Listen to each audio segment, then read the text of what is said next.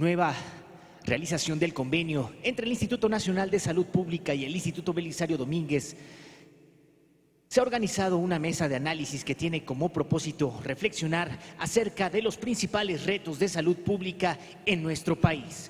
Para la conducción de esta mesa tiene el uso de la palabra el doctor Jesús Waldo Martínez Soria, investigador del Instituto Belisario Domínguez del Senado de la República.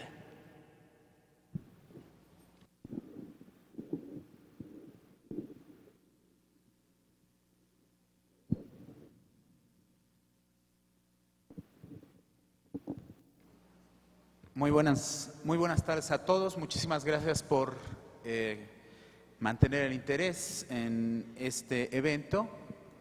La intención de esta mesa de análisis es recoger algunas reflexiones que complementen ya lo expresado en las intervenciones anteriores, pero evidentemente a través de la voz de algunos especialistas y por supuesto de quienes asumen la responsabilidad del diseño y la implementación de las políticas públicas. En esta ocasión nos acompaña el doctor Víctor Hugo Borja Aburto, director de prestaciones médicas del Instituto Mexicano de Seguridad Social, del Seguro Social. Él es doctor en epidemiología por la Universidad del Norte de Carolina en Chapel Hill. Y dentro del IMSS ha dirigido la unidad de atención primaria, la coordinación de vigilancia epidemiológica y la coordinación de salud en el trabajo.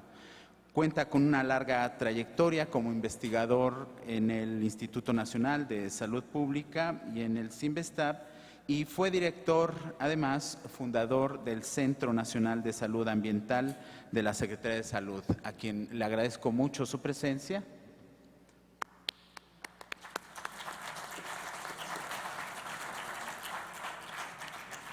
También nos acompaña el doctor René Leiva Flores. Él es director del área del Centro de Investigación en Sistemas de Salud del Instituto Nacional de Salud Pública, médico cirujano y partero por el Instituto Politécnico Nacional. Además de otros estudios, obtuvo el doctorado en Sociología en la Universidad de Barcelona. Desde 2001 labora en el Instituto Nacional de Salud Pública, en donde fundó la línea de investigación sobre grupos vulnerables y salud. Es también miembro del Sistema Nacional de Investigadores de CONACYT nivel 3. Muchas gracias, doctor.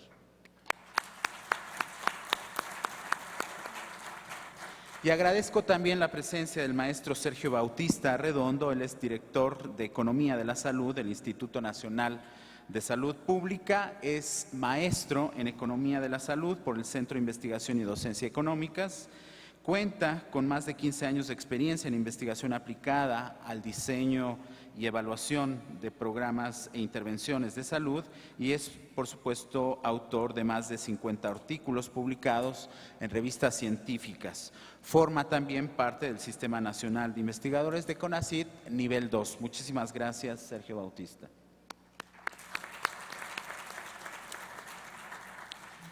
Bien, la dinámica es muy sencilla. Tendrán nuestros panelistas una primera ronda de más o menos unos 10-12 minutos para expresar sus opiniones, particularmente sobre los temas de la organización institucional del sistema de salud, los temas de migración y de la salud y del financiamiento y la economía de la salud. Sobre estos temas versará un poco la reflexión y, por supuesto, habrá muy probablemente algunas preguntas, algunos intercambios de opinión que le aporten mayor contenido a esta reflexión. El objetivo central de la mesa es que, como parte del convenio, empecemos ya a recoger unas líneas de investigación, temas que sean prioritarios en la agenda pública, que nos ayude ya tanto al Instituto Nacional de Salud Pública como al Instituto Belisario Domínguez a definir una agenda de trabajo, una agenda de actividades que constituyan evidentemente la colaboración que le dé fuerza, que materialice el convenio que se acaba de suscribir entre ambas entidades. De manera que en primera instancia le cederé la palabra al doctor Víctor Hugo Borja Aburto. Por favor.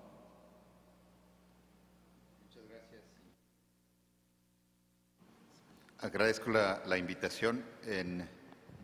Solo me gustaría mencionar algo para agregar algunos de los problemas que tenemos en la atención a la salud de los mexicanos. A lo que mencionó ya los senadores, el director del Instituto Nacional de Salud Pública y el representante de la OPS, creo que hicieron un buen diagnóstico de los problemas generales que tenemos para la atención a la salud. Yo no traigo una presentación con diapositivas, pero me gustaría comentarles lo que hemos visto en este periodo en la organización de los servicios de salud para la atención de los mexicanos. Tenemos un sistema fragmentado, pero lo que buscamos es un sistema que dé acceso universal y efectivo a la salud de los mexicanos. En este sexenio, lo que hemos acordado es que no vamos a tener un sistema único universal de salud público. Esa es una ambición, es una meta que tenemos para el futuro, pero no será en los siguientes 5 años. En los siguientes 5 años lo que buscamos es tener un sistema mucho más coordinado, donde los sistemas de seguridad social atiendan a la población derechohabiente que les corresponde, el Instituto Nacional de Salud para el Bienestar atienda a la población sin la seguridad social cuando sea creado y se tenga el decreto que las cámaras tendrán que aprobar. Dentro de este sistema de acceso efectivo, universal, y que no sería un sistema único de salud, lo que buscamos es organizarnos en proveer los servicios de salud que los mexicanos necesiten en el momento que lo necesiten y en el lugar que lo necesiten. Para esto necesitamos organizarnos de una manera que coordinadamente atendamos a la población mexicana. Cuando hablamos de la población que tiene seguridad social y la población abierta, nosotros pensamos que son cortes o grupos que se mantienen así separados a través del tiempo. Esto no es así. Al menos en el Seguro Social, posiblemente en el ISSSTE haya menos entradas y salidas de la Seguridad Social, pero en el IMSS anualmente entran y salen el 30% de los derechohabientes, de tal manera que atendemos entre el 70 y el 130% en equivalente nominal de la población, porque sobre todo hay personas que tienen un empleo temporal. Los empleados de la construcción están 4 meses con nosotros, después dejan de atenderse con nosotros, al siguiente año regresan con nosotros. Hicimos un estudio también sobre diabéticos y la verdad es que no logramos controlar al 100% de nuestros diabéticos por deficiencias propias de los servicios, pero también porque no se encuentran todo el tiempo con nosotros. Estas entradas y salidas hacen urgente que nos coordinemos entre todos para buscar atender a la población tanto en lo preventivo como en lo curativo. Si vemos también en los programas preventivos desde la vacunación, nosotros tenemos un tiempo a los niños, después están fuera de la seguridad social y aunque son servicios universales, el control no es efectivo si no tenemos sistemas únicos de información y necesitamos saber cualquier niño que llegue a cualquier unidad médica cuál es la vacuna y cuáles son los servicios que necesita. Igual para las mujeres embarazadas, debería ser lo mismo para la población. Si una mujer va a cualquier servicio, debiéramos saber si requiere una mastografía o no y cuándo se la hizo, independientemente si está afiliada con nosotros o no. Necesitamos coordinar la atención y esto es lo que buscamos en lo que se conviertan los que serían los distritos de salud o lo que serían las jurisdicciones sanitarias. Serían unidades que coordinen la atención de los distintos proveedores de salud en un área geográfica determinada. Pero hay muchas cosas que tenemos que hacer al interior también, en cada una de las instituciones. Y me gustaría hablar de los retos que tenemos en el IMSS para mejorar los servicios de salud. Cuando hablamos de inequidades, pensamos que hay inequidades de acuerdo al nivel socioeconómico o de acuerdo al quintín de ingreso. O pensamos en inequidades en relación a si están la población dentro o fuera de la seguridad social, porque le da ciertas ventajas estar dentro de la seguridad social, porque tiene un ingreso seguro, porque tiene un trabajo y eso le permite darle alguna estabilidad al trabajador o trabajadora y su familia. Sin embargo, no es lo mismo estar en la seguridad social en Chiapas que en Nuevo León. El salario base de cotización de la población asegurada de Chiapas es menos de la mitad del salario base de cotización de Nuevo León. Entonces, no es lo mismo. Los servicios, el acceso efectivo a los servicios de salud en Chiapas de la población asegurada del IMSS o el financiamiento que reciben, estaba analizando lo de medicamentos hace algunos días, el gasto per cápita en medicamentos que se recibe en Chiapas no es lo mismo que el que recibe la Ciudad de México o el que recibe Nuevo León. Desafortunadamente hemos tenido un sistema de dar el financiamiento de acuerdo al histórico y no de acuerdo a la necesidad, y es algo que tenemos que cambiar en todas las instituciones. Si hay una cápita en el Seguro Popular, pero la cápita así general no sirve, en mi opinión. Debiera haber una cápita de acuerdo a necesidad. No es lo mismo la cápita que requiere un adulto de 60 años que la cápita que requiere un adolescente de 14. En el IMSS, en recetas individuales, un adulto hombre son 1,900 pesos anuales que gastamos en medicamentos versus 2 pesos que gastamos en medicamentos en recetas individuales, promediado en un niño de 5 años. La población asegurada de Quintana Roo en el IMSS es mucho más joven, porque es población que ha migrado a muchos otros lugares a trabajar en hoteles, entonces no tiene muchos adultos mayores. En la Ciudad de México, si uno va al sur de la ciudad, les decimos las unidades de medicina familiar de los viejitos, donde yo estoy también asegurado, por cierto, y me encuentro a muchos colegas. En esas cápitas debieran diferenciarse. Entonces, tenemos un reto para el financiamiento de acuerdo a la necesidad. Hay muchas maneras de asignarlo, pero históricamente, al menos en el IMSS, ha sido de acuerdo a la capacidad de gestión que han tenido los delegados para el reparto. Aparte del financiamiento, tenemos unos retos muy importantes también de acceso. El acceso efectivo. Decir que se tiene cobertura no es lo mismo que decir que se tiene acceso efectivo al servicio de salud. El acceso efectivo quiere decir que puedan recibir la atención en el momento que se requiere. Y nosotros hemos tenido problemas con el acceso efectivo a los servicios de salud. Nuestra capacidad instalada para la atención de los derechohabientes no ha crecido de la misma manera que ha crecido la población derechohabiente. De tal manera que si uno ve los indicadores de camas por 1,000 derechohabientes, por médicos por 1,000 derechohabientes o enfermeras por 1,000 derechohabientes, eso han ido disminuyendo a través del tiempo.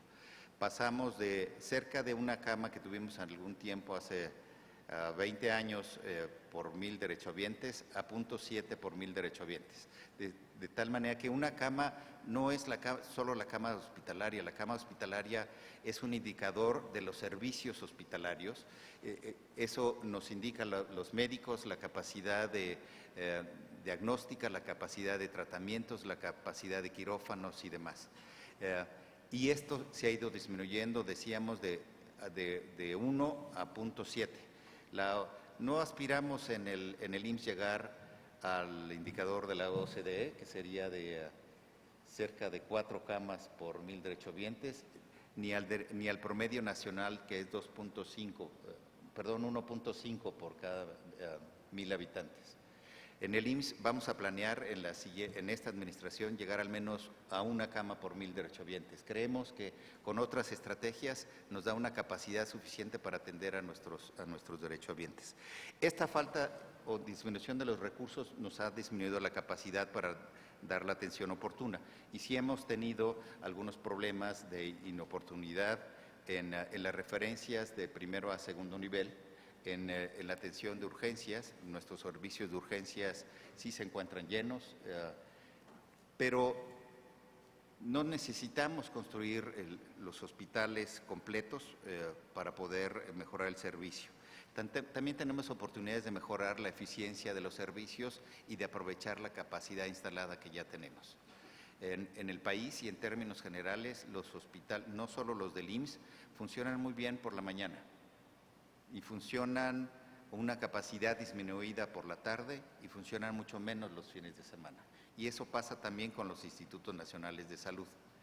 Si aumentamos la capacidad con equipamiento, con recursos humanos y con insumos, podríamos aumentar hasta el 30% los servicios que actualmente tenemos. De tal manera que si tenemos un programa que se llaman unidades médicas de tiempo completo, que lo que buscamos es eso.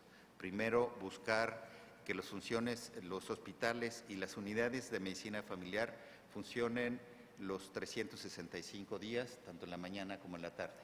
A diferencia de la Secretaría de Salud, donde los consultorios de primer nivel normalmente tienen un turno, nosotros tenemos 2 turnos. Tenemos un turno en la mañana y tenemos un turno en la tarde.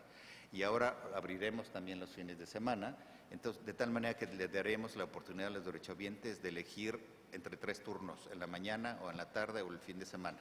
Y sobre todo los turnos de fin de semana van a ser más atractivos para los trabajadores, porque muchos de ellos no pueden ir entre semana. Y sobre todo para los varones que se niegan o son menos sensibles a todas las labores preventivas y de chequeos anuales. Tenemos otros retos de aumentar, de ser más eficientes también, no solo en el uso de la capacidad instalada, también tenemos un reto de orientar el modelo de atención de una manera más integral hacia la prevención y brindar los servicios de salud con mayor calidad. Durante años hemos tenido guías de práctica clínica en el sector. El IMSS ha participado con cientos de ellas, pero si uno ve lo que dicen las guías de práctica clínica y la capacidad que tienen los médicos para implementar de lo que dicen las guías de práctica clínica, son cosas muy distintas. Y eso también depende de nosotros en el sistema de la capacidad y de la oferta que tenemos para que ellos puedan emplear. Por ejemplo, las guías de práctica clínica de diabetes son muy claras, son muy buenas, están basadas en el conocimiento internacional. Sin embargo, dicen que tienen que tener al menos 6 sesiones de educación para la salud. Para eso necesitamos promotores, para eso necesitamos nutriólogos, para eso necesitamos enfermeras que las implementen. A lo que nos hemos limitado es a darles 5 o 6 minutos de orientación. Usted debe de comer mejor, usted debe de hacer ejercicio y ya deje de fumar porque si no le va a ir mal. Eso no cambia los estilos de vida. En el IMSS probamos ya un modelo y no necesitamos al menos 10 sesiones de talleres interactivos que realmente modifiquen los estilos de vida. Si no, se vuelven en palabras huecas. Pero también la guía de práctica clínica de diabetes dice que todos los diabéticos los debe ver el oftalmólogo 1 vez al año. Si mandáramos a los 3 millones de diabéticos que tenemos en el IMSS al oftalmólogo, terminaría el número de oftalmólogos que tenemos verlos en 5 años. No los podríamos ver en un año. De tal manera que tenemos que buscar estrategias que hagamos efectivos o protocolos de atención que no solo digamos lo que la práctica clínica recomienda, sino que demos las tengamos todos los insumos, todos los recursos humanos y aprovechemos muchas otras cosas que no hemos usado. Hay muchas herramientas tecnológicas que ahora podríamos usar. Hacer un mejor tamizaje en el primer nivel. Por ejemplo, esto de mandar al oftalmólogo una vez al año, podríamos enviar solo al 10 o 15% que realmente necesita ver al oftalmólogo porque ya tendría una alteración en la retina. Y esto lo podemos hacer con cámaras no midriáticas que pueden estar en el primer nivel y que no necesitan un oftalmólogo que las lea, sino ya hay software que lo puede hacer y solo enviar a aquel que tiene el problema a segundo nivel. Podemos hacer otras cosas igual. Podemos mejorar el acceso efectivo con la consulta domiciliaria, podemos hacer telemedicina, podemos hacer orientación médica telefónica, porque en nuestro primer nivel hasta el 30% de las consultas de los enfermos crónicos son porque tenían alguna duda en su tratamiento. Esto nos podemos acercar mejor a ellos con estos otros servicios. Entonces, no queremos que vengan más, pero que vengan las poblaciones de mayor riesgo para ser vistos por los médicos y enfermeras en el IMSS. Muy bien, pues muchas gracias, doctor.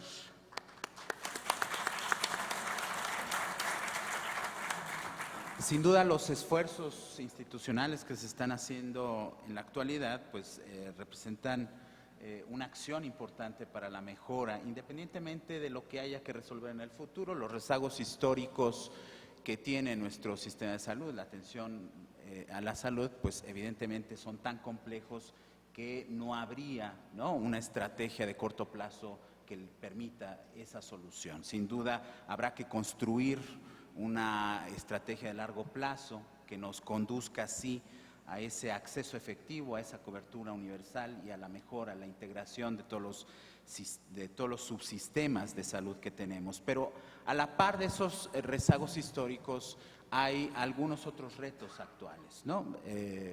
Uno de ellos, el tema de la migración, los riesgos, digamos, externos al país que por brotes de sarampión han surgido en Estados Unidos o en otros países y que representan también una amenaza para el país. Para hablar un poco de estos temas, por favor, le voy a pedir al doctor René Leiva que haga uso de la palabra. Muchas gracias, Jesús Waldo. Y de verdad, desde el Instituto Nacional de Salud Pública consideramos esto como una oportunidad para fortalecer las capacidades institucionales en la respuesta en salud en México.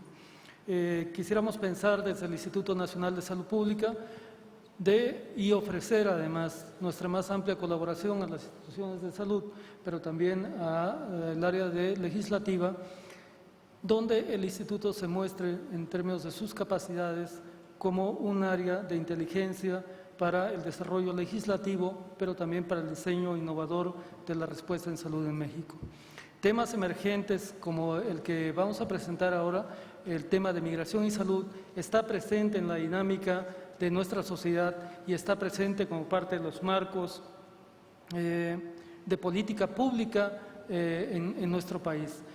No voy a hacer un recuento amplio de este tema, solamente quiero colocar retos significativos, pero también capacidades del sistema que tiene y colocar algunos temas casi de elaboración de mitos. Estas son fotografías de lo que es la frontera sur con México-Guatemala y México-Belice. Son los ríos, Río Hondo y parte del río Suchiate. Una asimetría de México respecto a los países, pero también en la frontera norte con Estados Unidos la asimetría ahora es diferente también respecto a nuestro país. Y no estamos solos. En diferentes fronteras de América Latina, una dinámica importante de movilidad poblacional está presente. Hemos ido haciendo un monitoreo de diversas regiones fronterizas en América Latina para observar los cambios en las rutas y movimientos poblacionales con mira a contribuir en el diseño de política pública en los países de la región. Colaboraciones con Bolivia, Perú, Colombia, Estados Unidos también, Venezuela, Ecuador, Nicaragua, Costa Rica, Haití, República Dominicana, Guatemala y todos los países de Centroamérica hemos estado tratando de colaborar para diseñar políticas públicas que contribuyan a la respuesta de los diferentes grupos poblacionales afectados y también que forman parte del propio proceso migratorio. Lo que hemos encontrado es la persistencia de esta hipótesis que proviene de la época de antes de Cristo y que se enseña en las escuelas de Harvard, de Londres, de Hopkins, todavía como la base para el diseño de políticas públicas aplicables sobre todo a nuestros países. Esta hipótesis, que es plausible y que se puede demostrar todavía, pero que carece de contenido contextual, muestra que un incremento de los flujos migratorios y un incremento de las rutas migratorias podría contribuir a la diseminación de infecciones. En esta hipótesis se coloca a la población migrante como potencial vector de enfermedades, lo equivalen a los mosquitos, y esta es una parte también impresionante porque a partir de allí se han desarrollado diferentes políticas públicas que atentan a los derechos humanos de las personas. De manera resumida, hay una especie de convergencia entre esta mirada epidemiológica y la respuesta de política pública, que se traduce, por ejemplo, en prácticas de cuarentena a las poblaciones, de cercos epidemiológicos que son ostensiblemente violatorios de los derechos humanos y que tienen escasa capacidad realmente para brindar una respuesta en las instituciones de salud, pero también forman parte de los ejes que han contribuido al fortalecimiento de la distancia entre países, y quizás la expresión más clara son los muros fronterizos a partir de 1945, de la Segunda Guerra Mundial. ¿Qué ha hecho en el caso de México entre 1999 y el 2018? En términos legislativos, tenemos una reforma importante, significativa en 2011 en la Constitución mexicana, donde el artículo 1 se reelabora para contar en nuestro país con el más amplio marco de derechos humanos en nuestro México. También hay desde la década de los 80, la reforma y articulación del artículo 4 de la Constitución del Derecho a la Salud, donde declara que cualquier persona en territorio mexicano tiene derecho a protección a la salud. Esto es cualquiera, y en ello se incluye a los migrantes. Y en el artículo 33 señala también a las personas extranjeras, en donde de forma constitucional reconoce que gozarán de los derechos humanos y garantías que reconoce esta Constitución. ¿Qué ocurre en términos prácticos? Que estas leyes, este conjunto de leyes, queda subordinado a un manual operativo del Seguro Popular en donde coloca limitaciones expresivas respecto a las poblaciones y hace clasificatoria a la población en México. La Constitución prohíbe crear este tipo de propuestas normativas, sin embargo, está presente en el círculo rojo que ven ustedes, es el manual de afiliación del Seguro Popular en su artículo 77 bis, en donde señala una importante limitación solamente a 90 días de cobertura. Esta comunicación fue emitida en 28 de diciembre de 2014 en México a través de este memorándum publicado en los medios de comunicación en México. Es significativo incluso la fecha, el 28 de diciembre, Día de los Inocentes, un poco así como para que nos las creamos si esto se puede cumplir o no como parte de los procesos normativos en México. Hicimos un estudio para ver cómo se traduce el trabajo legislativo en México aplicado al cumplimiento de estos procedimientos. Y por lo menos encontramos 7 rutas diferentes en cómo los funcionarios de los servicios de salud comprenden lo que dice la ley y de esa manera la aplican. Requiere instrumentos de carácter operativo que contribuyan a una traducción de las leyes a favor de la población.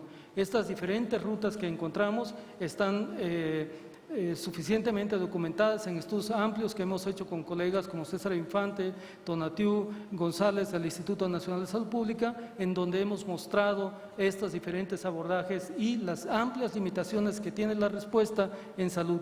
Y esto es aplicable no solamente para migrantes, sino también para los propios mexicanos.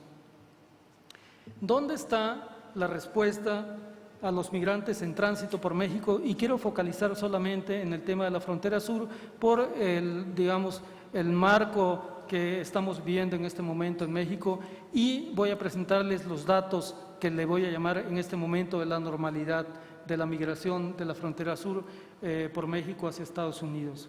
Según el Instituto Nacional de Migración, se estiman más o menos 350,000 migrantes aproximadamente que transitan por México transitaban por México de manera indocumentada, irregular.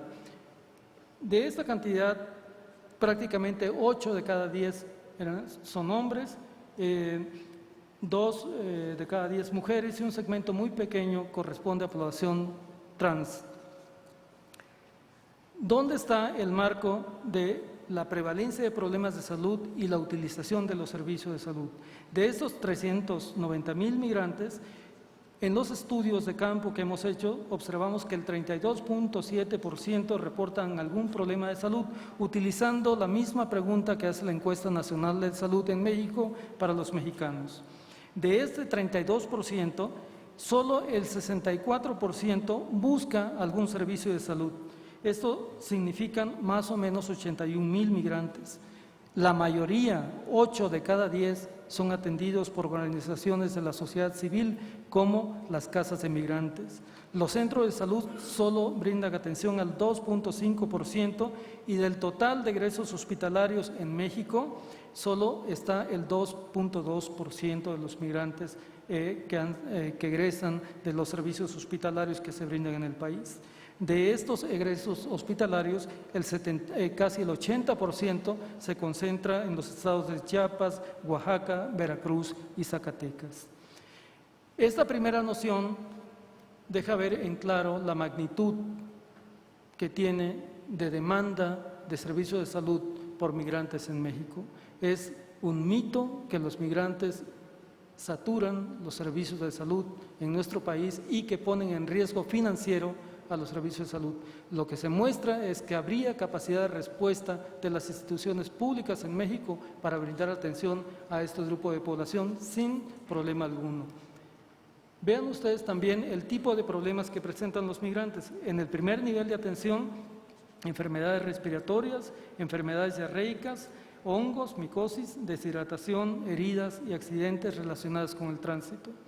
La mayor parte, casi la mitad, son enfermedades respiratorias por las condiciones medioambientales, y los egresos hospitalarios corresponden en el 44% a embarazos, partos y puerperios, traumatismos y accidentes en el 26%, que corresponden a los daños en la salud relacionados con el tránsito, enfermedades del aparato digestivo, enfermedades infecciosas y enfermedades genitourinarias en menores proporciones.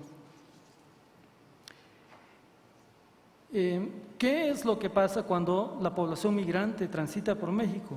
Bueno, pues que se expone al contexto de violencia que vive en nuestro país, y allí la doctora Medina Mora ha hecho importantes contribuciones a este tema, y creo que sería uno de los puntos significativos para colocar como parte de la agenda de colaboración con el Senado y con las instituciones de salud pública para el diseño de estrategias importantes, efectivas y posiblemente de muy bajo costo, que podría tener respuesta a este amplio problema que afecta no solamente a los migrantes, sino a los mexicanos. Si algo se hace por los migrantes en México, tendremos efecto muy importante, muy significativo, no solamente para ellos, sino para la población nacional, que también vive más o menos en esta proporción las situaciones de violencia en nuestro país. Esta es la normalidad, entre comillas, de la migración. En la frontera sur de México se han hecho diferentes esfuerzos para que los servicios de salud se muestren amigables a los migrantes, o por lo menos hasta hace pocos años los centros de salud de la frontera sur de México se declararon como centros de salud amigos de la comunidad y del migrante.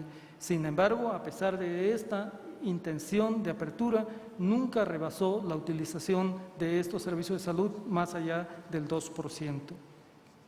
Y ahí estábamos, en esta parte estábamos, cuando el 22 de octubre de 2018 tenemos esta fotografía en los medios de comunicación y representa entonces una descomposición en la propia respuesta que se estaba tratando de ordenar en este campo. Y están lo que denominamos ahora el tema de las caravanas en salud. ¿Cuál es el significado para la sociedad y para el gobierno en términos de política pública? Creo que merece la pena responder a este tipo de asuntos para ver de qué manera se responde de forma ordenada y con respeto a las garantías y a los derechos humanos que establece la Constitución mexicana. El primero es que frecuentemente se tiene en tensión la presencia de brotes y problemas infecciosos en esta región. Yo digo, la región de Chiapas ya tiene mosquitos antes y después de los migrantes. Entonces, sería pertinente colocar en este campo aspectos ya de colaboración binacional, de acciones regulares en salud y no esperar a que esta cosa reviente y entonces se atribuya a los migrantes epidemias que no son atribuibles a sí mismos. El otro tema es el tema de la sobredemanda de servicios de salud y saturación de la capacidad instalada. Nosotros con los datos que mostramos es poco probable que esto ocurra y si ocurre la demanda es una demanda que es racional y puede estar atendida de manera oportuna y ordenada por parte del sistema de salud.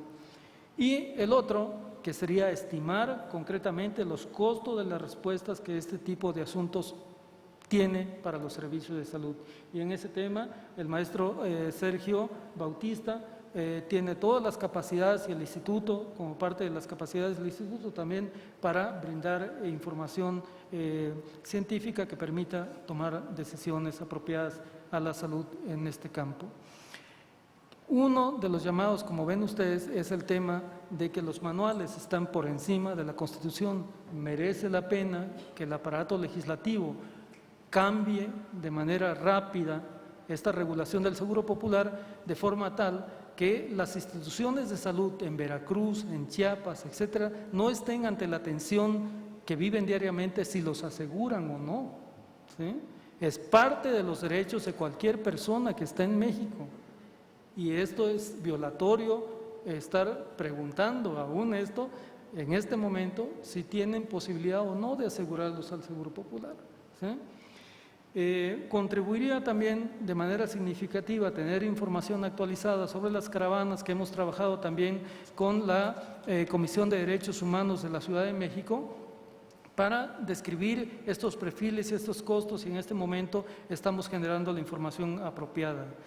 No quisiéramos ver en México un México diferente, un México poco respetuoso de los derechos y por eso consideramos significativo que los tomadores de decisiones deberían de conocer y deberían de tener elementos para un rediseño de la política pública en este campo, en donde no solamente se incluyera a los migrantes, sino a la población general en México.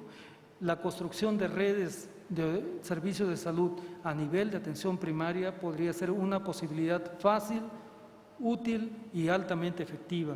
Pero además sugerimos restablecer, refinanciar la colaboración regional de México con Centroamérica y con otros países de América Latina, en donde el Instituto Nacional de Salud Pública podría contribuir junto con el Instituto Belisario Domínguez al desarrollo y fortalecimiento de las políticas públicas entre los países de la región.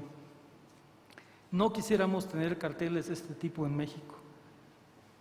Sin embargo, comienzan a emerger en diferentes puntos de México. Dice, para los que no alcancen a leer, dice, es una persona de República Dominicana, dice, no soy racista, pero no quiero haitianos en mi país.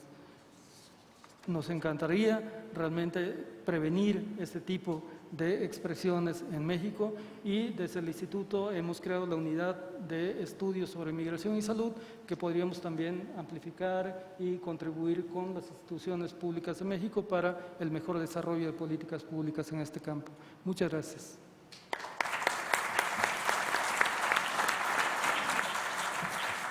Sí, muchísimas gracias al doctor René Leiva. Sin duda, solo desde la perspectiva de la migración se abren un sinnúmero de líneas de conocimiento, de líneas de trabajo para atender la salud en el país. Las acciones bilaterales, por cierto, implicarían también una responsabilidad de otras autoridades, de otro tipo de políticas públicas, la política de relaciones exteriores para establecer vínculos o mecanismos que fortalezcan justamente esta atención. Sin duda, retos que imponen además una serie de requerimientos financieros muy importantes.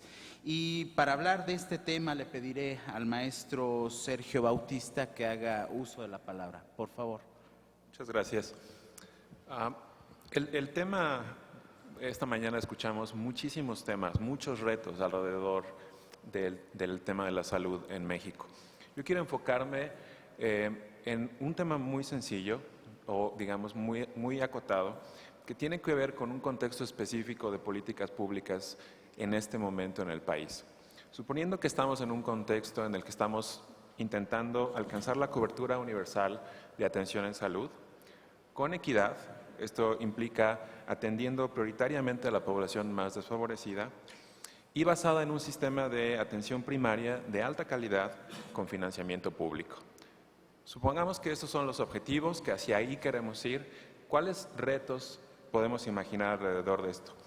Bueno, quiero aclarar que mi enfoque en esta charla es muy específico en términos de enfermedades. No voy a hablar de enfermedades específicas, voy a hablar de atención primaria en general. Sabemos que la carga de la atención primaria tiene que ver con enfermedades crónicas relacionadas a problemas de nutrición, de obesidad, de hábitos, etcétera. Pero vamos a observar la situación, digamos, en términos generales de atención primaria.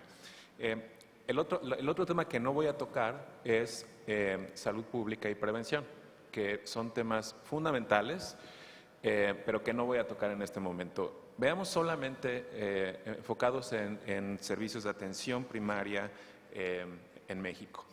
Entonces, lo primero que me gustaría mostrar es caracterizar lo que llamamos la cascada de atención en servicios públicos de la población más pobre en México.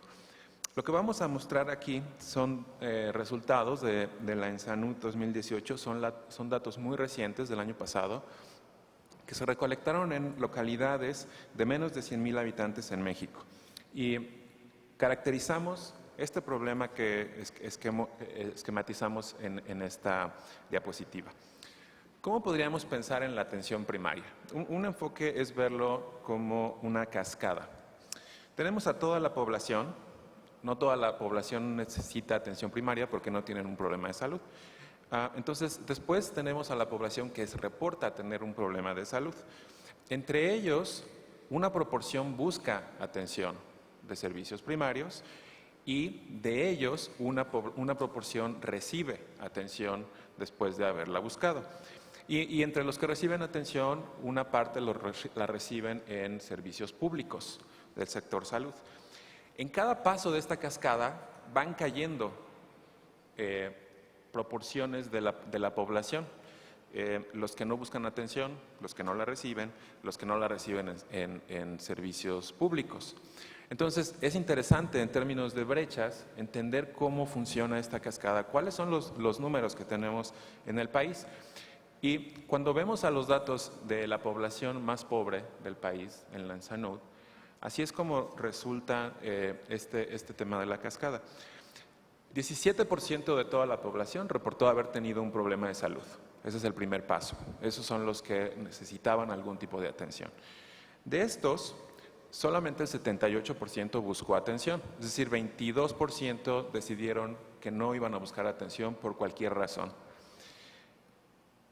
Después, 71% de los que tuvieron un problema de salud recibieron de hecho atención. Entonces ahí entre el segundo y el tercer paso perdemos 7 puntos porcentuales más que sí buscaron atención pero no la recibieron, igual por diversos motivos. Pero el último paso nos muestra de todas las personas que reportaron un problema de salud, ¿cuántos recibieron atención en los servicios públicos del sistema de salud mexicano? 32% es el resultado. Eso quiere decir que de todas las personas en más o menos el quintil más pobre de la población en México, cuando reportaron tener un problema de salud, solamente a una tercera parte de ellos el sistema público de salud resolvió su problema o atendió sus necesidades. 32% probablemente es muy bajo. Y esto se puede observar cómo se intersecta esta decisión de búsqueda de atención con el tema de la afiliación, que es sin duda un tema muy importante. Dependiendo de si las personas tienen derechos están afiliados al IMSS, al ISSSTE o al Seguro Popular, obviamente eso afecta a su decisión de buscar atención y en dónde. Entonces, cuando uno les pregunta a las personas en los hogares, ¿dónde buscan usualmente atención cuando tienen un problema de salud? Y clasificamos sus respuestas de acuerdo a la afiliación que tienen, a la derechohabiencia que tienen de seguro. Obviamente esto es un determinante muy importante. Las diferentes barras muestran a las personas con diferentes derechos, con diferentes afiliaciones. En el primer grupo están todos los afiliados al IMSS. Y lo que vemos ahí en verde es que 80% de las personas que están afiliados al IMSS dicen que usualmente buscan atención en el IMSS. Entonces, verde quiere decir que buscaron atención en la institución que les corresponde de acuerdo a su afiliación. Y los porcentajes son relativamente altos, 60-70%, dependiendo del grupo. El IMSS probablemente el más alto, pero también el Seguro Popular. Ahora, entonces, ¿cómo puede ser que solamente atendimos a una tercera parte de las personas, si todos dicen que usualmente van a su institución? Bueno, cuando les preguntamos de forma distinta, una pregunta muy parecida, pero no es usualmente, sino les preguntamos, esta última vez que tuvo un problema de atención, de salud, perdón, ¿dónde fuiste a atenderte? Entonces ahí el cuadro es muy distinto. Igual por afiliación, las personas van a su institución más o menos el 50%, o fueron la última vez que tuvieron un problema más o menos el 50% de las veces. Y lo que está en amarillo, allá arriba de cada barra, son todas las personas que la última vez que tuvieron un problema fueron a un consultorio adjunto a una farmacia. Es un servicio privado muy específico, todos los hemos visto, son los consultorios que están junto a la farmacia. En el caso del IMSS son probablemente 35% los que respondieron que fueron a uno de estos consultorios, pero en el caso de Seguro Popular es la mitad. Ahí está la respuesta de por qué cuando observamos la cascada vemos solamente 33%. Entonces, en este tema de atención primaria, un poco a manera de resumen, el sistema de salud público respondió al 32% de las necesidades. Esa es la capacidad que tenemos de respuesta, esas son las necesidades que estamos cubriendo en este momento. Una enorme proporción de los habitantes del país, del sector más pobre, se atiende en consultorios adyacentes a farmacias, que han crecido en los últimos años de manera exponencial. Entre 30 y 50% de las personas van a estos consultorios a resolver sus problemas de salud. Y el problema tiene que ver con equidad, porque cuando uno ve el porcentaje de personas que no recibieron atención en el total de la población, esto es 20%, que no recibieron ninguna atención frente a una necesidad. Pero cuando uno se enfoca en el sector, en el quintil más bajo de ingreso, es 30% el que no recibe ningún tipo de atención. Entonces, entre los que no reciben ninguna atención y los que reciben atención en los consultorios privados adyacentes a farmacias, tenemos a más de la mitad de la población. El sistema público de atención no está, por muchas razones, motivos muy complejos, no está resolviendo estas necesidades y eso me parece es un reto muy importante. Ahora, sí hay, digamos, en los datos también se ven mensajes positivos. La afiliación sí es un determinante muy importante de las decisiones de los hogares. Sí es algo que tomar en cuenta. Si yo me siento derechohabiente, uso ese derecho. No siempre, pero sí lo determina. Y esto me parece algo que se puede aprovechar en estos cambios que se están delineando en nuestro sistema de salud. ¿Cómo podemos hacer que los habitantes del país sientan este derecho y lo usen más veces de lo que lo hacen hasta ahora? Si queremos avanzar hacia un sistema de cobertura universal con equidad, entonces lo que vemos, escuchamos hace rato con mucho interés, yo escuché al doctor Borja decir que tenemos a lo largo del país capacidad instalada, digamos, que se podría usar. Hay turnos, hay servicios en las clínicas, en los hospitales que no se están usando y que podrían recibir más pacientes, porque obviamente cuando uno piensa, bueno, ¿cómo pasamos del 33% al menos al 66%? ¿Cómo duplicamos el acceso a los servicios públicos de la población? ¿Tenemos la capacidad para hacerlo? En buena medida sí tenemos, pero probablemente hacer un cambio más drástico va a requerir una inversión también desde el sistema público. Si logramos hacer esto, vamos a poder cubrir con mayor calidad y eficiencia la demanda insatisfecha, es decir, los que ni están yendo a ningún lugar para empezar a buscar atención, y podríamos también atraer a la población que en este momento se está yendo al sector privado, específicamente a estos consultorios en farmacias. ¿Y por qué es deseable cambiar eso? Bueno, por dos motivos. Porque cuando la gente decide ir a un consultorio privado, gasta más dinero de su bolsa. Y vamos a hablar ahora un poco de las implicaciones de esto. Si usaran mal los servicios públicos, gastarían menos de bolsillo los hogares en atender sus necesidades de salud. Pero también por un tema, entonces por un tema de equidad, pero también por un tema de calidad. Es mucho más probable que el sistema de salud público controle y regule la calidad de los servicios en el sistema público que en estos consultorios privados dispersos en farmacias privadas, que tienen además, obviamente, la razón de ser de estas farmacias es que son negocios, ganan dinero. Y entonces esto implica también un potencial conflicto de interés para los beneficiarios o para los pacientes que se atienden en estos servicios. Entonces, si quisiéramos afrontar este reto y aumentar la capacidad del sistema de salud público para resolver las necesidades de salud de la población, ¿cuáles serían las implicaciones financieras de hacer algo así? ¿Cuál sería el costo para México de cubrir estas necesidades de salud? Haciendo un análisis muy sencillo podemos ya ver algunos temas o algunas prioridades que se perfilan. Lo que tenemos en esta primera gráfica es la evolución del gasto en salud en México, de 1992 a 2006. En este periodo pasamos de aproximadamente 200,000 millones de pesos a 600,000 millones de pesos más o menos en gasto público, que es la línea roja. La línea azul. La línea roja lo que muestra es el gasto privado. Entonces, las dos suman el gasto total en salud en el país, pero una parte la paga el sistema de salud, el gobierno, otra parte la pagan los habitantes del país con su gasto de bolsillo y con otros desembolsos que hacen. Más o menos pagamos la mitad.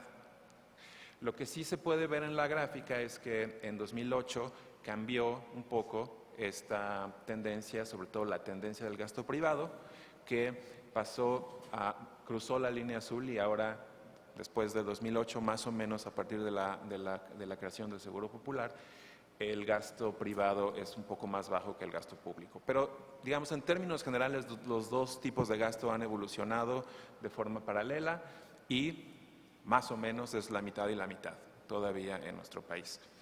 Ahora, enfocándonos en el gasto público, ¿cómo se distribuye este gasto público? Estos casi 600,000 millones de pesos en 2016.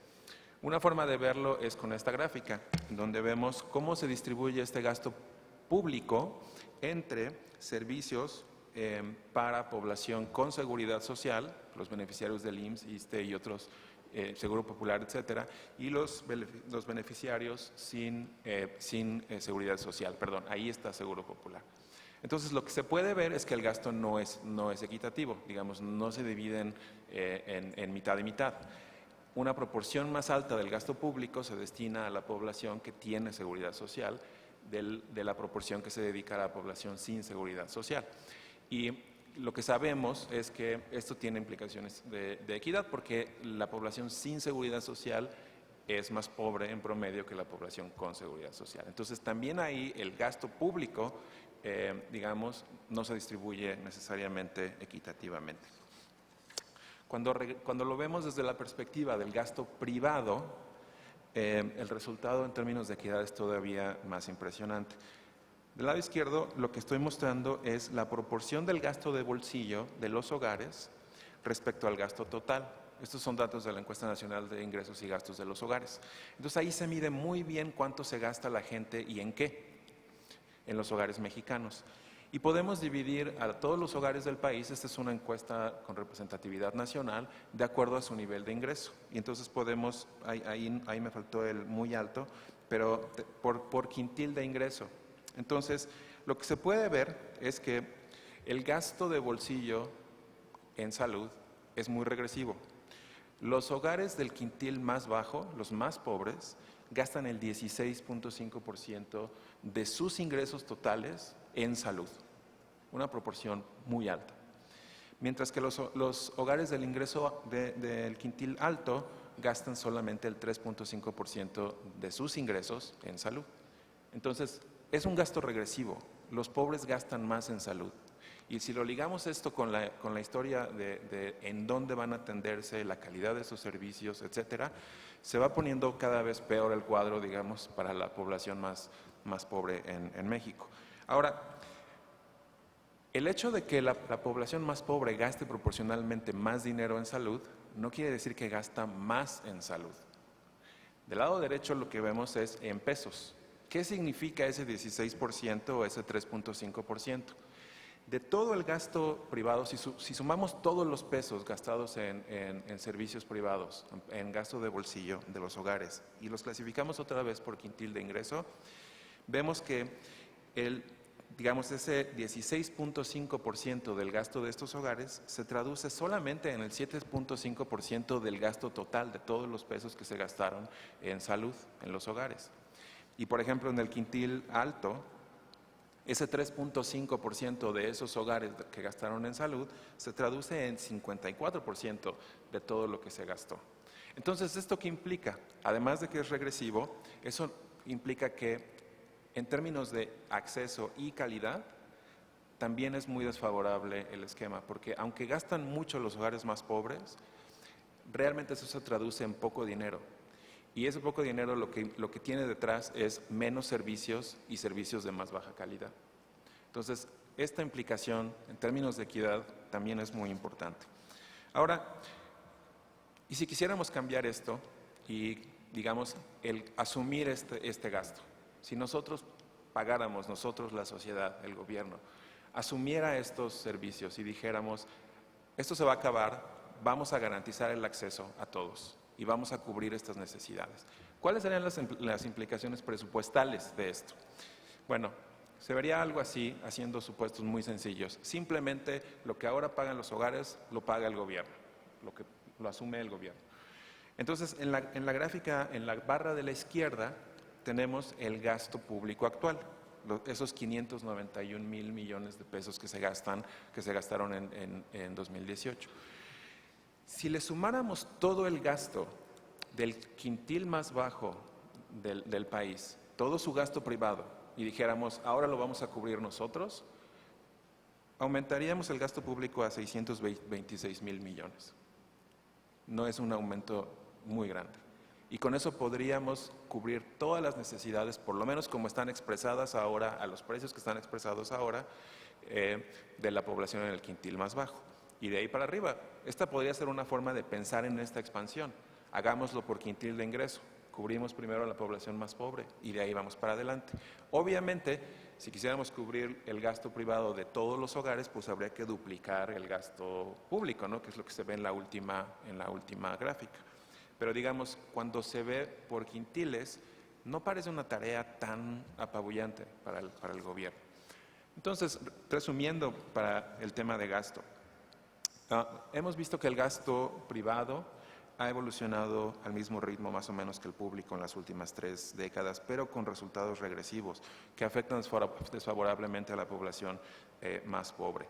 El gasto público para la población asegurada ha sido más alta y el gasto privado es proporcionalmente más alto entre los más pobres.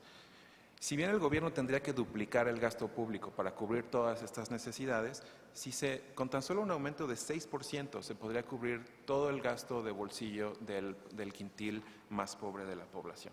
Quiero terminar, ya estoy en rojo, con algunos temas que me parece que se desprenden de estos números que presenté, que podrían ser una agenda de trabajo hacia dónde podemos avanzar en temas de investigación para ayudar a la toma de decisiones. Desde el Instituto estamos muy interesados en seguir con este análisis de las necesidades y sus costos de la población con diferentes enfoques y ayudando a la toma de decisiones. Pero también nos interesa mucho colaborar en temas de financiamiento, cómo podemos financiar un gasto más alto en salud. Y en particular pensamos que hay muchas oportunidades pensando en esquemas progresivos de recaudación fiscal que podrían tener el doble beneficio de, por un lado, tener un impacto en salud al disminuir el consumo de bienes nocivos y aumentar la recaudación adicional que permitiera financiar servicios de salud. En el tema de regulación hay temas también muy importantes y dos muy simples que se desprenden de los números que mostramos hoy. Necesitamos trabajar en regulación de la provisión privada de servicios y en particular con mucho énfasis en la provisión de servicios privados para la población más pobre. Hay un tema ahí de regulación que puede tener un impacto muy importante en la salud de la población. Un tema muy relacionado que es clave para México, es muy importante, es la prescripción de antibióticos. Necesitamos trabajar más en la regulación de la prescripción de antibióticos en México porque el impacto de continuar con las decisiones actuales podría ser muy grave para México. Y finalmente, conforme avanzamos hacia el acceso universal a salud, pensamos que es muy importante analizar los efectos distributivos de estas reformas para ayudar a focalizar mejor el gasto y beneficiar así a la población que tiene mayores necesidades. Gracias.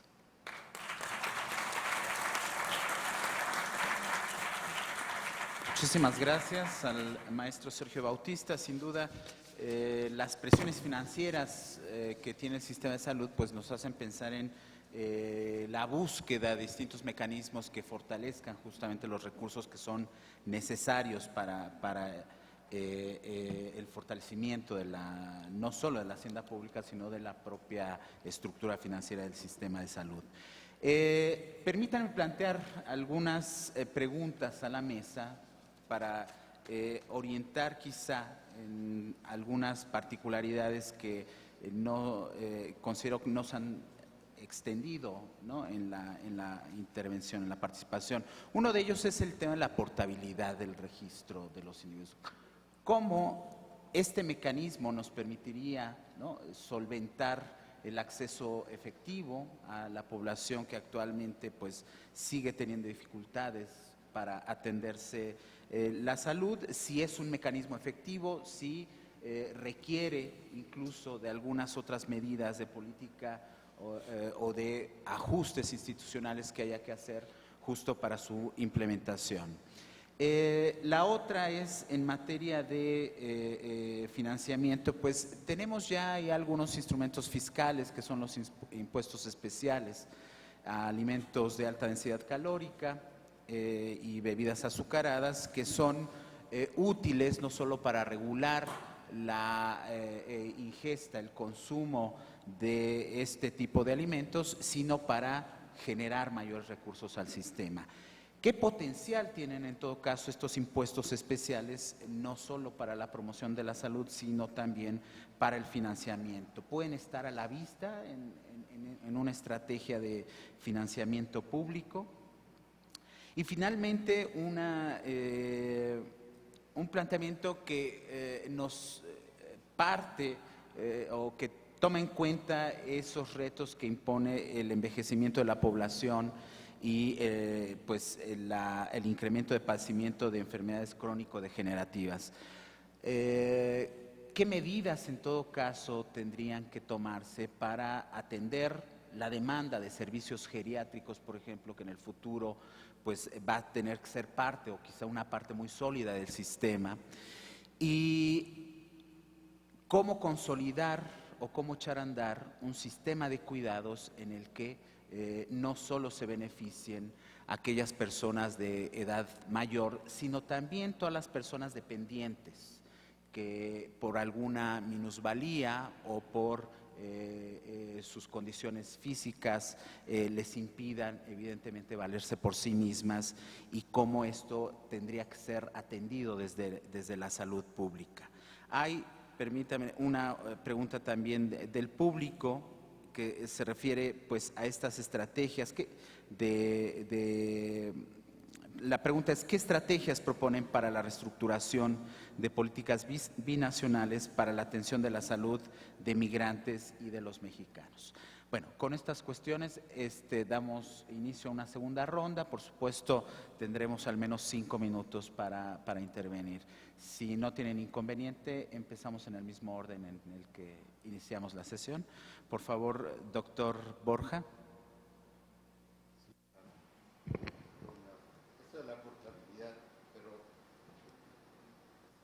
A mí me da miedo también que cuando hablamos de dinero,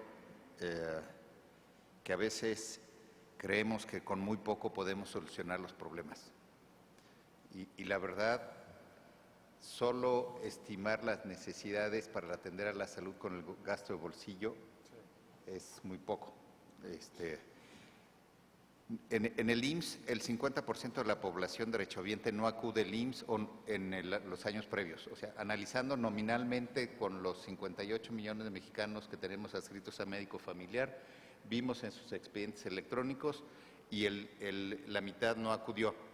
Y de la mitad que acudió en el año anterior, está bastante bien distribuido entre los servicios preventivos y curativos. Ya hemos logrado que la gente vaya de manera regular. Al menos la tercera de los 32 millones de derechohabientes que sí acudieron, 10 millones acudieron exclusivamente para servicios preventivos, 10 millones exclusivamente a servicios curativos, y los otros 10 en la misma visita vieron los servicios curativos y preventivos. A mí me da mucho miedo estimar los gastos, porque creo que siempre nos quedamos abajo, o lo que se necesita para atender la salud. Si dividimos lo que gastamos en la atención a la salud en los derechohabientes del IMSS entre el número de derechohabientes el año pasado, necesitaríamos una cápita, o la cápita sería como de 5,000 pesos al año, que está como, para los servicios que otorga el IMSS, que está como muy por arriba de lo que tiene el Seguro Popular, la cápita global.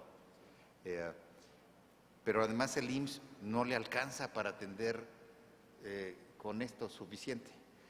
Lo que decíamos de subir de 0.7 a una cama por cada 1,000 derechohabientes, eso significa que necesitaríamos, de manera truculenta lo puedo bajar de 30,000 a 16,000, porque cuando uno maneja las poblaciones depende de cómo diga, ¿no? Si es la población potencial, si es la población adscrita a la unidad, si toma uno en cuenta la flotante o no, o la que ya conoce uno con nombre y apellido. Bueno, pero si calculáramos nada más con los que tenemos por nombre y apellido, serían 16,000 camas adicionales. 16,000 camas adicionales significan 50 hospitales, un poquito más de 50 hospitales. En el IMSS planeamos los hospitales no solo por la estructura, sino por el equipamiento y el personal que tiene para un año. Cada uno nos cuesta cerca de 2,000, un poco más de 2,000 millones de pesos para la construcción, el equipamiento y el personal. Y eso significaría como 120,000 millones de pesos. Si yo pido 120,000 millones de pesos para la construcción de los 50 hospitales en el siguiente año, pues me van a mandar junto con el anterior director del IMSS al Senado. Pero estas cosas hay que hacerlas paulatinamente. Tenemos un plan para los próximos 5 años. Estamos estimando los costos de la atención, cómo debiéramos atender a los derechohabientes y cómo los atendemos, porque sí hay una diferencia entre lo que dicen las guías de práctica clínica y las capacidades que tenemos para atenderlos, y es como del doble. O sea, necesitaríamos para tener un servicio de calidad de acuerdo a las guías de práctica clínica, necesitamos no los 5,000 pesos anuales por derechohabiente, sino necesitaríamos 10,000. Y les damos la atención con lo que tenemos, igual que lo hacen todos los servicios. Entonces, perdón, me detuve con lo de la parte económica, pero sí me preocupa que pensemos que nos sale barato. Y sobre la portabilidad, no sé necesariamente qué significa la portabilidad o cómo entendemos la portabilidad, pero eso de pasar, si un derechohabiente de una institución pasa a la otra y es atendida, no creo que sea tan fácil. No creo que sea tan fácil porque ni en pensiones lo hemos logrado.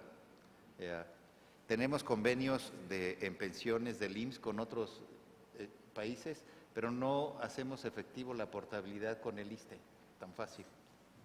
Yo no he podido. En esto de la portabilidad requiere varias cosas. Requeriríamos un expediente clínico electrónico único, que estuviera en la nube y que todos lo pudiéramos ver. En el IMSS tenemos expediente electrónico en primer nivel, pero no lo pueden ver en el segundo y en el tercero. Y eso que ya llevamos cerca de 18 años, 17 años de experiencia de expediente electrónico. Creo que nuestro plan es que en los siguientes 3 años ya van a poder ver el primero, segundo y tercer nivel. Para poderlo hacer entre la Secretaría de Salud, el ISSSTE y nosotros y las Fuerzas Armadas, creo que va a tardar un rato. Es difícil pensar realmente en la portabilidad. Y pensando en la atención de las enfermedades crónicas y de los adultos mayores, creo que ahí nos está ganando y necesitamos hacer algo. Los mexicanos tenemos una red de apoyo mucho a los adultos mayores, pero eso se va a acabar. Ya no va a haber los jóvenes que atienden a los mayores tan fácil. Cada vez tenemos más pensionados en el IMSS, y al final va a haber mucho menos jóvenes que van a contribuir. Necesitamos ser creativos para atenderlos de una manera que los mantengamos saludables. Nuestra meta en el IMSS actualmente no es que no se nos muera la gente, sino que la gente, o no curarlos, sino mantenerlos en una vida plena. Y por eso nuestras prioridades van a ser no solo aquellas enfermedades que matan a la gente, sino aquellas que no les permiten, y todavía pensando en la enfermedad, no solo en la salud, desarrollar todo su potencial. Por eso hay enfermedades que no matan, pero sí que disminuyen o que hace que la gente viva con discapacidad. Por eso estamos planeando más con avisas que por tasas de mortalidad. Por eso, para los trabajadores IMSS, las lesiones musculoesqueléticas son muy importantes, el dolor de espalda y todo esto que se asocia con disminución de la productividad, pero también la salud mental y la demencia. Y perdón, me acordé de los accidentes vasculares cerebrales que ocurren fuera de las áreas urbanas y los infartos. La gente los dejamos morir. O sea, ni gasto de bolsillo hay ahí.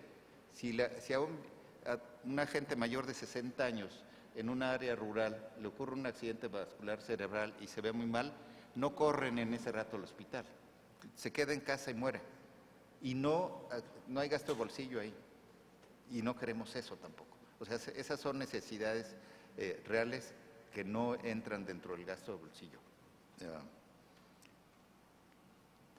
Entonces, para las enfermedades crónicas necesitamos atenderlas entre todos, necesitamos ser más preventivos. Atender, por ejemplo, a los diabéticos, si nada más atendemos a los diabéticos, no es costo efectivo ninguna intervención. Si atendemos a la prediabetes y atendemos a la parte más preventiva, porque se puede revertir la diabetes en la prediabetes, o sea, la alteración de la glicemia, sí es efectiva. Si solo atendemos a los diabéticos, pues les vamos a prolongar la vida, pero no es costo efectivo. Igual a los adultos mayores, necesitamos ensayar casas de día para los adultos mayores, y necesitamos ser creativos en la seguridad social, cómo los vamos a financiar, porque en el futuro es más fácil, será más costo efectivo mantenerlos en estas casas de día de una manera preventiva que la atención hospitalaria.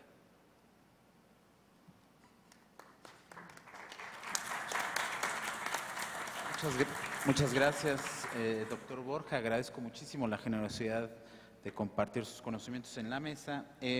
Por favor, doctor René Leiva. Gracias. Yo quisiera dejarle pregunta para todos y también para el doctor Borja. ¿Cuánto nos va a costar mantener el sistema como está funcionando o incidir en política pública y tratar de modificar algo? ¿Sí? Me parece que deberíamos de comenzar a buscar respuestas de carácter innovador y altamente efectivas. Yo creo que el sistema de salud no puede seguir funcionando con los criterios que hasta ahora, en este momento, está funcionando, dadas las altas limitaciones de orden financiero, pero también organizacionales del propio sistema, ¿ya? Entonces, está bien hacer los números, pero habría que buscar procedimientos, mecanismos, innovaciones que permitan realmente la creación de políticas públicas que la población mexicana está pidiendo ya. O sea, oigo la respuesta de que ahora no vamos dentro de 6 años nos vemos. Yo digo, bueno, o sea, ¿cuánto le va a costar mantener esto a la sociedad mexicana? Primer asunto que sería pertinente pensarlo. La otra parte, en términos legislativos también, yo creo que, bueno, nuestro país, en verdad, que he revisado las leyes, yo soy médico, y siento que tenemos las mejores, muchas de las mejores leyes del mundo, ¿sí? Pero la probabilidad de aplicación de estas leyes, o sea, todo el trabajo legislativo parece que cae en una especie de vacío, ¿ya? Crear estos procedimientos de traducción hacia las instituciones y hacia la sociedad merece la pena, ¿sí? Merece la pena porque contribuiría de otra manera al abordaje y la búsqueda de soluciones a los problemas de salud. Yo les pongo el ejemplo en México de cómo un manual está por encima de la Constitución, ¿ya? O sea, ¿qué es eso? ¿En qué país estamos viviendo?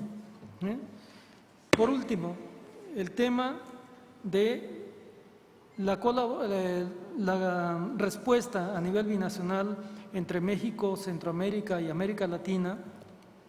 Creo que en los países de la región hay capacidad instalada de manera también asimétrica, diferencial, pero que México podría tomar un liderazgo muy importante en el desarrollo de políticas públicas en colaboración con los países de la región. En el proceso de firma de convenio con Jesús Waldo, le he comentado lo siguiente: México quizá ocupa el primer lugar en el mundo en la firma de convenios, ¿ya? Pero ¿cuántos de estos realmente se traducen en prácticas?